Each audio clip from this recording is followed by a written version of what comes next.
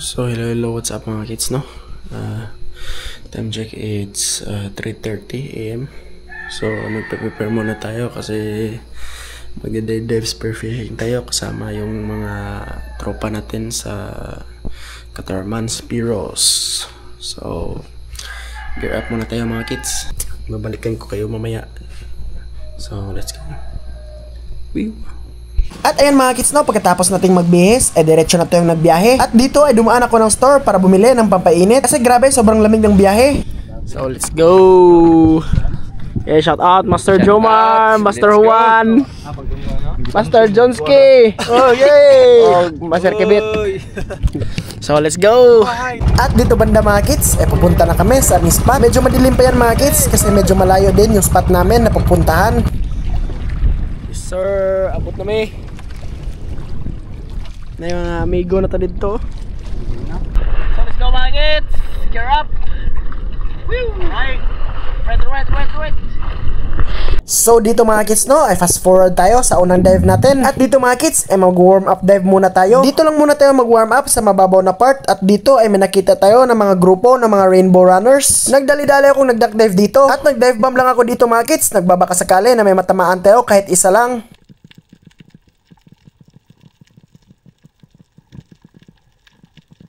Pwede na sana akong tumira dito mga kids, kaso lang nagpili pa ako kung sino yung mas malaki sa kanila. At sa kakapili natin mga kids, ay ito yung naging resulta.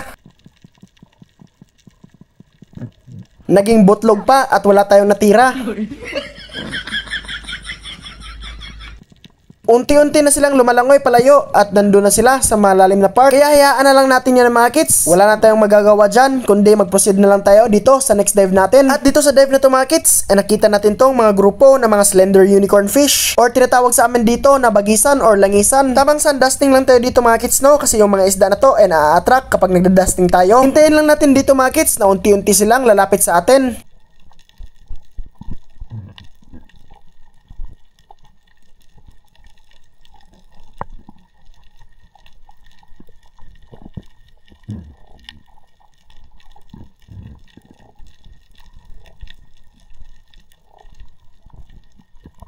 At sa time na to mga kids, ay pumili na tayo kung alin yung target natin. Pinili natin mga kids kung alin yung mas malaki. At nung tayo ay binigyan ng pagkakataon, ay tinira kaagad natin.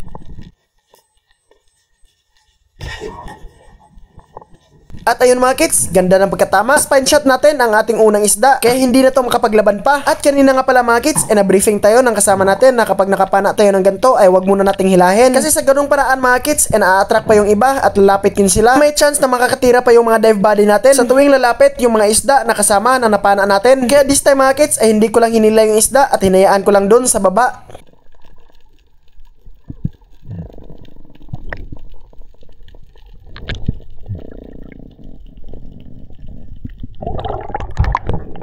At nung nakapana na yung kasama natin mga kids, ay agad kong hinila yung napana ko na isda. At nung napana naman yan na isda mga kids, ayun na din yung magiging decoy para sa ibang isda. At dito mga kids, secure na din natin yung una isda natin sa araw na to. At pagkatapos nito mga kids, proceed na tayo dito sa next dive natin. At dito sa dive na to mga kids, akala ko hindi ko na makita yung mga grupo ng mga slender unicorn fish. Ngunit nung ako yung nagdusting mga kids, ay agad-agad silang lumapit. Nandun lang pala sila nagmamasid sa malalim na part kaya hindi natin nakita kaagad. And again mga kids, hihintayin lang natin na sila mismo yung lalapit sa atin. Tamang pili lang tayo dito mga kids kung ano yung tatargetin natin. Pipili lang tayo dito mga kids na mga good size. At kapag tayo ay bibigyan ng tamang range, ay papanain na kaagad natin.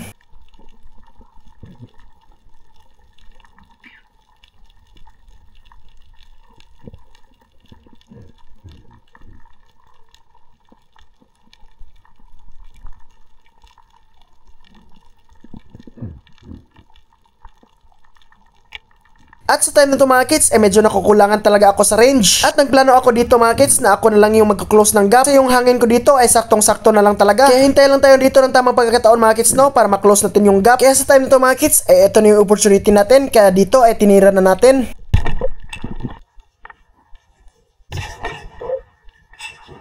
Buti na lang mga kids, no, ay naabutan pa natin. Grabe talaga mga kids, tamang-tama lang talagang umabot yung shaft natin dun sa isda. Kaya same pa rin mga kids, no, hayaan lang natin yung isda dyan sa baba para matira pa ng dive body natin kung sakaling ma-attract pa yung mga kasama nito.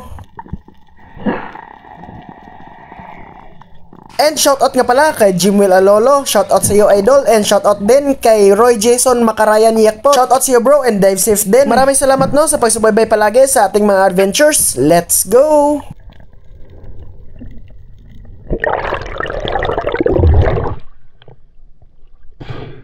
At sa part na to mga kids, ay hinila ko na yung isda kasi nakapana na din yung kasama natin. And secure na din ang pangalawang isda natin sa araw na to, isang slender unicorn fish. Kaya matik na yan mga kids, ilagay na natin kaagad yan sa buya natin.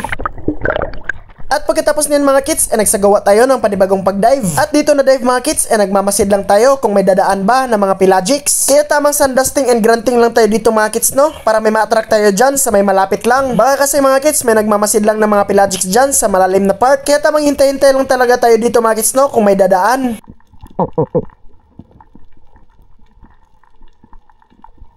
Dito na part mga kids, may nakita na tayo na target. Mga grupo ng malalaking rainbow runners. Ngunit dito ay sila ay out of range. Kaya ang unang nasa isip ko talaga dito mga kids, ay ako na yung mag-close ng gap. Kaya nung nasa tamang range tayo dito mga kids, tinira na natin kaagad.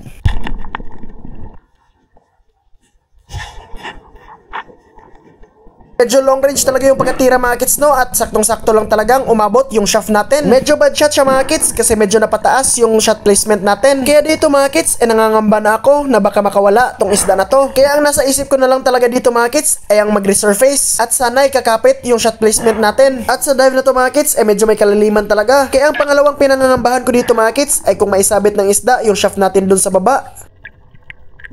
Kaya dito mga kids, for the rescue yung dive body natin na si Brogibet. Pinipigilan niya yung shooting line natin dito mga kids para hindi maisabit ng isda doon sa baba. Ngunit sa kasamaang palad mga kids, naisabit nga ng isda. Kaya buti na lang mga kids no, na-retrieve pa ng kasama natin yung isda at secure na din dahil sa second shot niya. Ay, salamat. Inapas na negra. Inapas na. At ayun mga kids, sa wakas, na-secure na din yung pangatlo at final na isda natin sa araw na to. Isang malaking rainbow runner. At pagkatapos natin ma-secure lahat ng isda mga kids no, ay pumunta na tayo doon sa bangka natin. Kasi ang oras dito mga kids ay almost 12 na. Ay, bugata man ini.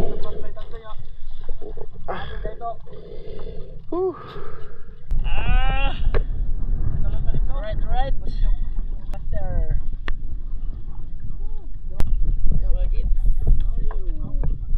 At eto nga pala yung huli namin dito lahat mga kids. At halos na din hindi masara yung malaking foam. Kaya unang-una talaga mga kids no, nagpapasalamat kami sa Panginoon dahil sa ibinigay niya na blessing sa amin at sa pag-dive namin ng safe. Kaya again, thank you Lord sa blessings na ipinagkait nyo sa amin sa araw na to. Hindi namin to makukuha lahat kung wala ka. At dito banda mga kids, pauwi na kami. At medyo maalon na kasi dala ng unos. At habang kami ay nagbabiyahe na pauwi mga kids, ay may sumusunod sa amin na ibon. At sa tingin namin mga kids ay naghihingi ito ng makakain. Kaya dito mga kids, binigyan namin ito ng konting makakain. Iniwan lang namin yung galunggong na nakuha ng kasama ko. At grabe din mga kids kasi sobrang galing niya sumalo ng pagkain. Kaya dito mga kids ay namangha talaga kami dito sa ibon na to.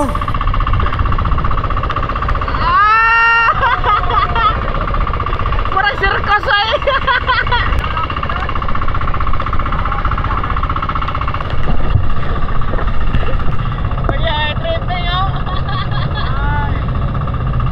At dito mga kids, sa wakas ay nakarating na din kami sa Dalampasigan. At dito mga kids ay inilatag namin lahat yung mga huli namin. At ito yung huli namin lahat mga kids sa half day naming paninisid dun sa Bahura.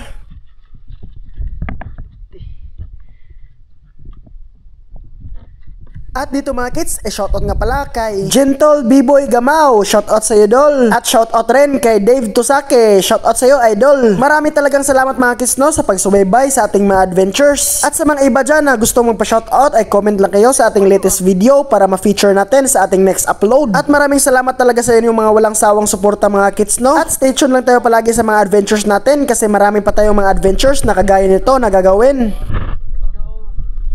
Master 1 Spiro. Right. Nag-abot ra gyud ko ano? Nag-abot ra gyud kinagayan. Mga legendary ba. Awa na. Oh. Tagayon.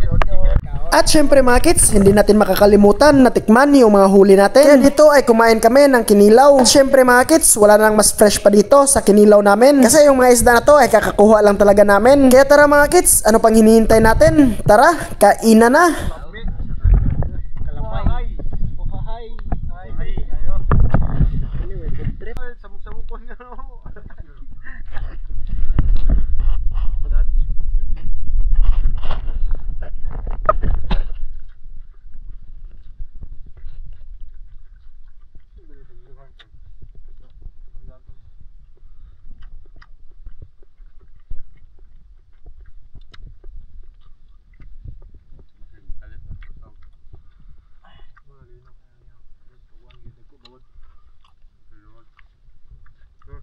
At hanggang dito na lang din tayo mga kids, no? Stay tuned na lang sa ating mga next uploads and adventures. God bless inyong lahat mga kids at ingat kayo palagi. Let's go!